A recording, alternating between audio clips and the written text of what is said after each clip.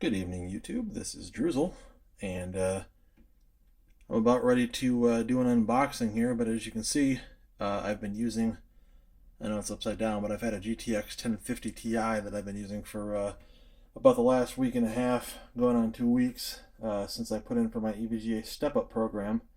And it's been doing a pretty good job. I've been able to play. I used a different monitor, like I've got my Samsung hooked back up, but I have a 24-inch Dell IPS panel that's actually quite old. I think it might have been like one of the first IPS monitors, but it's an old 1920 by 1200 that I've been playing. I played Mass Effect 2 and 3 on it, and worked fine. But this was not quite powerful enough to do much gaming, at the 3440 by 1440. And anyways, one of my two 1080 Ti's has arrived from EVGA today. It actually came a few hours ago. Let me turn my... I guess it's about the best lighting we're going to get. It arrived earlier today, but I was working from home today, so I could be here and sign for the package. And so now it's several hours later, and I'm done working, and I can open the box. So let's do it. I'm excited. I hope you are too. I've been waiting for this for, like I say, going on a couple weeks. My second one, I'm still waiting for them to even ship, which I'm kind of curious what they're doing, because they received it on Monday, and here it is Wednesday, and on their website it still hasn't shipped out yet. But they didn't even mark it received until yesterday. They got it Monday morning at 11 o'clock, and they didn't even mark it received until Tuesday afternoon, and here it is obviously late Wednesday, and I have not received notification that they've shipped my second card. And on the site, it's still, although the site doesn't update as quickly as you'd want it to, but the site doesn't have an indication that it has shipped either. It hasn't updated in, like I say, since yesterday afternoon when they said that they finally received it. And so, a little curious what they're doing with that. You can see I got my little RMA return sheet. It's got personal information on it, so I won't be putting that in the video. And ho ho ho, 1080 Ti. Oh my. It's just Founders Edition. That's all, obviously that's even out right now. And I don't know that the step-up program would have supported going to, like, I think they have the 1080 Ti for the Win 3 that they've been advertising and is shown on their website, but it's still obviously... it's just to be determined, it says, like when it will be released, so you can't get it yet. But this was the only one that they came out with. I put in my order the moment that these came out. I was on the site when they launched, and I put in my order for this one within like 10 minutes of them going live. The site was going up and down pretty hard, and because of all the network traffic. And so I got the order in for this one, but then it took me like another 10-15 minutes to put in the order for the second one. Again, because the site was fluctuating so hard and wasn't working, and as a result, my second card obviously got pretty heavily delayed, and so I'm waiting for them to tell me that they've shipped that. But we've got, it doesn't really mention, I mean, I know what the specs are, but it doesn't mention them on the box, which is sort of weird. Pretty generic looking box.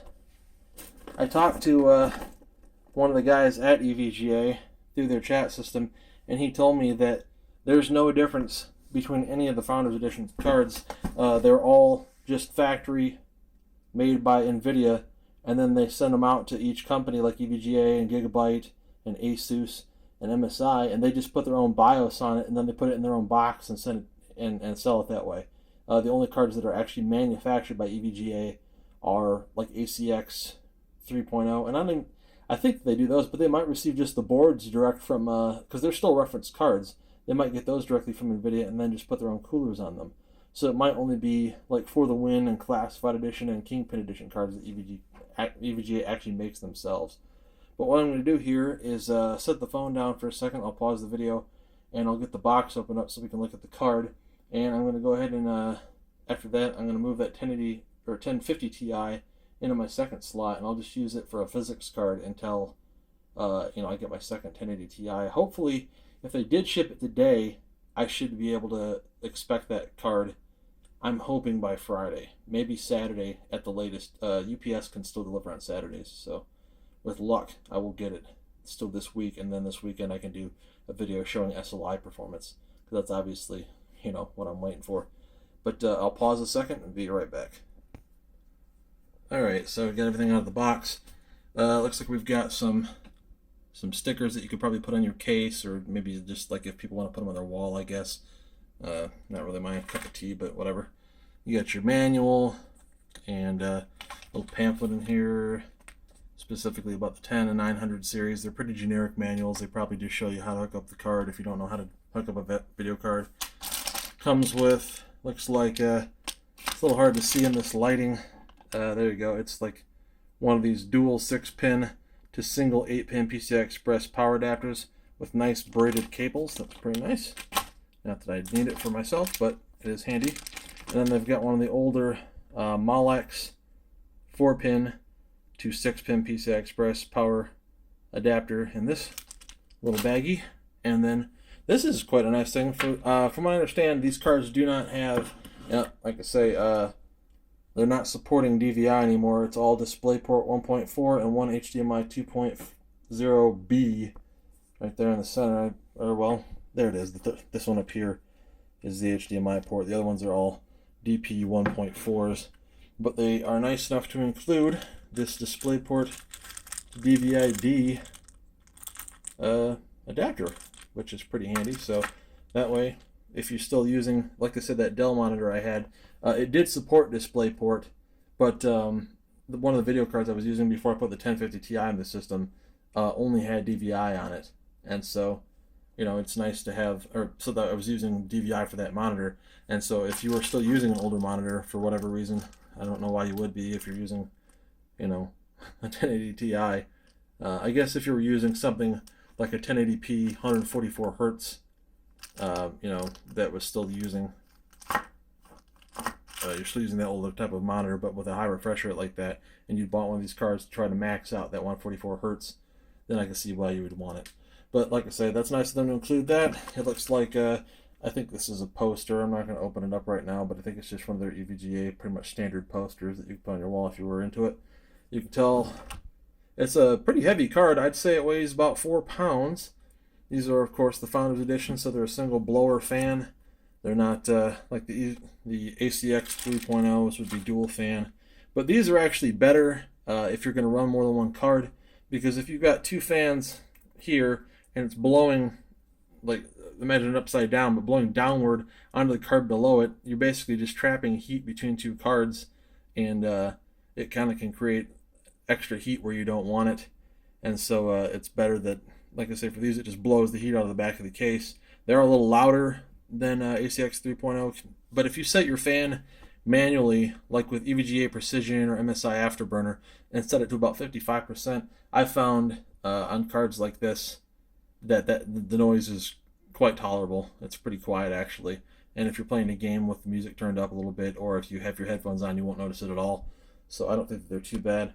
I'll flip it over here, and you can see we've got the lovely full back plate.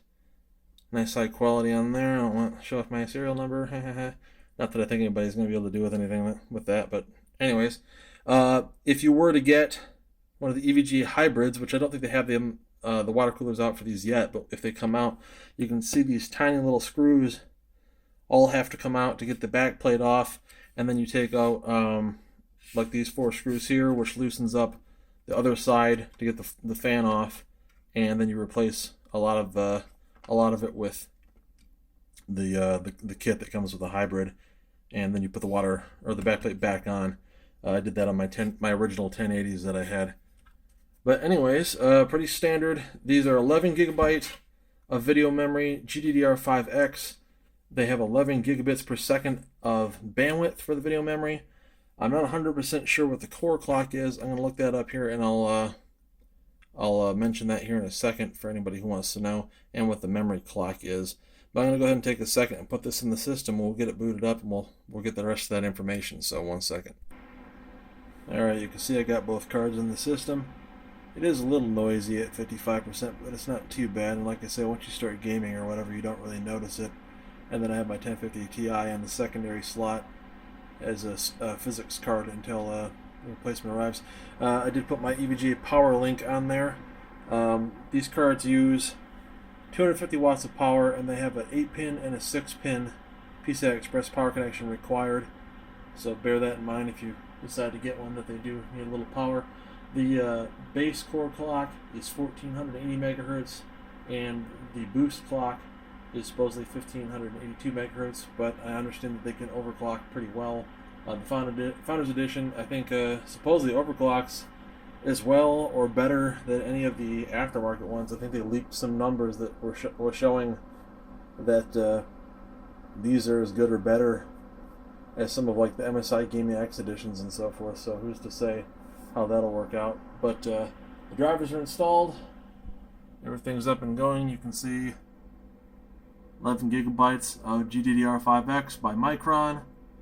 It says the bus is 352-bit. I thought it was 384-bit. That's sort of a strange bus interface. Maybe the Titan X had the 384-bit. We've got 3,584 CUDA cores or shader cores.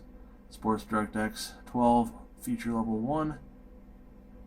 And the memory is 5,508 megahertz. GPU, as you can see, is idling at 36 degrees. That's with the fan profile at 55%.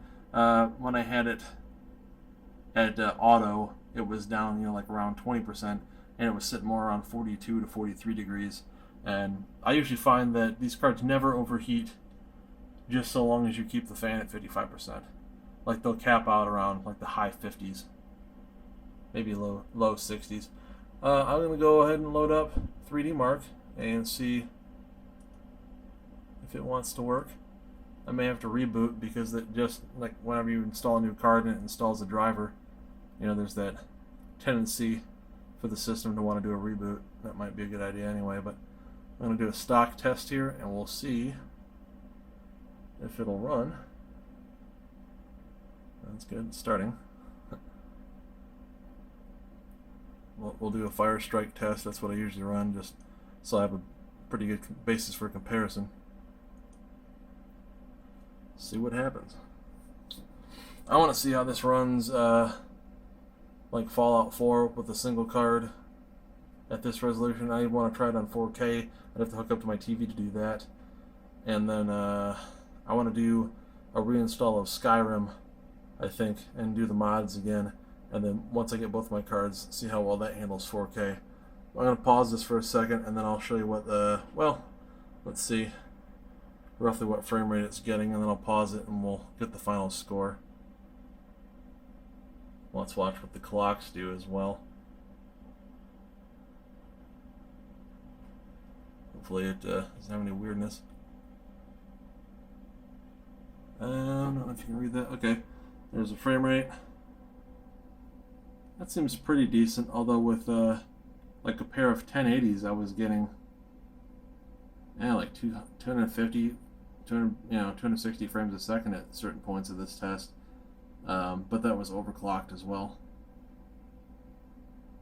This is probably like the first driver or the second driver of this card too, so I'm sure that we can expect an increase in performance as time goes by. Now let's see what the clocks do up here. Give it a second, it's loading.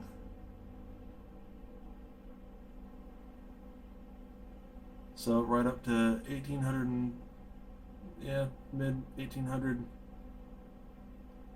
megahertz range, close to 1900 it's jumping up to by itself. And of course the second GPU is the 1050 Ti that's only being used for physics. And in fact I don't think those even get used by these benchmarks anymore, because then it's like AMD users don't have that ability, and then they're kind of getting screwed on their benchmark tests. I'll go ahead and pause it, and then we'll wait for the final score, so I'll be right back. Okay, that's a single card at stock. Got 21,508, which I think like the highest score I've ever gotten in Fire Strike is like 27,000, and that's overclocked balls to the walls with at least two cards, and that I did the 3 Fury X's and they got around 26,000. So one card at stock speed is almost as fast You know, don't get me wrong, like 5,000-6,000 points in this is actually a pretty big difference, but I would expect two cards to easily break 30k, maybe 32. You know, with overclocking and so forth, I'm sure you can push it quite a ways out there.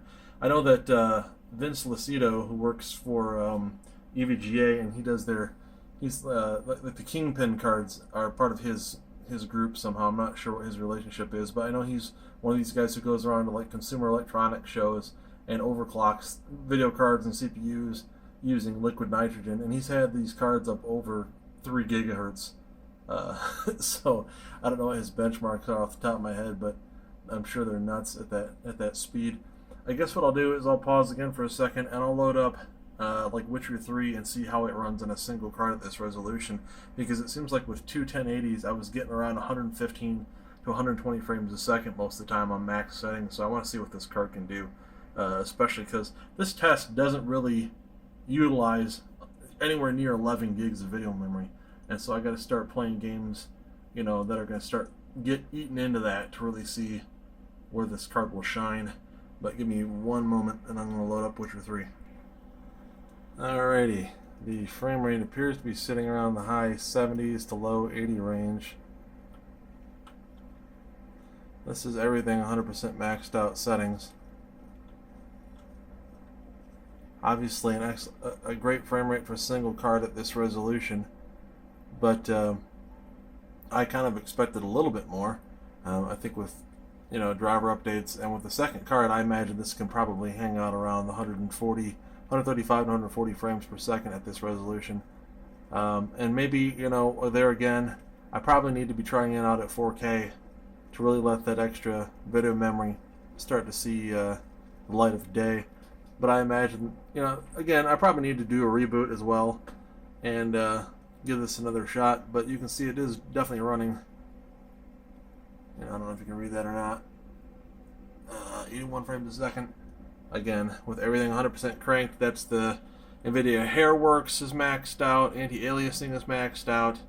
My driver profile is set for quality, not performance. So, you know, performance mode tends to sacrifice visuals a little bit for, you know, a higher frame rate. So everything is as cranked as I can get it. Although I haven't, like, I didn't go into the global driver and set like anti-aliasing to like 16xq and all these settings in there and MFAA and all that stuff. That's not turned on, but you know, I could try that, but that usually tends to interfere with the game settings and cause games to run like crap. But suffice to say, it's obviously running quite well.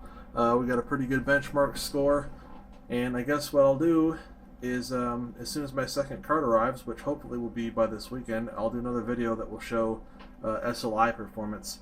I've got my high bandwidth SLI bridge handy, which is right here, ready to rock. I did find, for those of you wondering, like if there's a difference, I have an older one that's just like this one in appearance. It's a little bit lighter gray, but anyways, one of their older SLI Pro bridges, but not high bandwidth, and like the driver was reading it as if it was high bandwidth, and it was said, you know, it was fine, but I definitely noticed a difference in performance when I installed the actual high bandwidth bridge.